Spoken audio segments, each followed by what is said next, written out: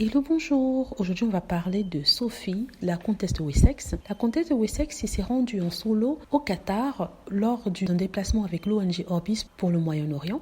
Elle est allée pour parler de problèmes de vue et elle est la marraine de cette association. Il faut rappeler que sa fille elle-même a été atteinte de strabisme, ce strabisme qui a depuis été soigné. Donc, cette visite s'est faite au Qatar et ça a suscité des critiques du monde entier parce qu'en ce moment, en pleine pandémie, certains trouvent que se déplacer au Qatar, l'un des pays les plus riches de la planète, pour parler d'un problème qui touche une fine partie de leur population, mais une plus grande dans d'autres parties du monde, ce n'était pas si important que ça. En fait, on explique que c'était de l'argent dépensé contribuable, parce que bien sûr, il faut s'assurer de la sécurité de Sophie Wessex. On disait qu'on aurait compris s'il avait été dans les pays du Sud, par exemple, comme au Mali, en Égypte même, et d'autres pays qui ont vraiment besoin de sa présence qu'au Qatar, où les gens achètent des associations à coups de millions. C'est ce qui se dit. Donc, c'est ce qu'ils te disent. Est-ce qu'ils ont tort? Est-ce qu'ils ont raison? Je ne sais pas. Je crois qu'elle essaie tant bien que mal de promouvoir cette association-là pour sensibiliser les gens sur ce genre de problème.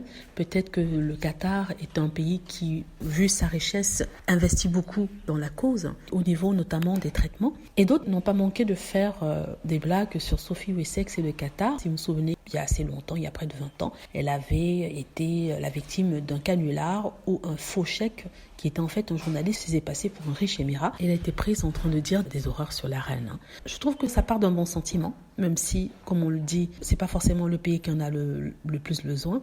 En tout cas, en même temps, je dis ça, mais on n'a pas vraiment beaucoup de chiffres par rapport à cela. Mais c'est vrai que si elle avait été, par exemple, en Égypte, au Mali, ou alors d'autres pays, les pays du Sud, ça aurait été plus logique. Dites-moi ce que vous en pensez. J'espère que vous avez aimé la vidéo. N'hésitez pas à cliquer sur like si c'est le cas, à vous abonner pour plus de vidéos et à cliquer sur la petite cloche afin d'être averti lorsque je poste une nouvelle vidéo. Merci.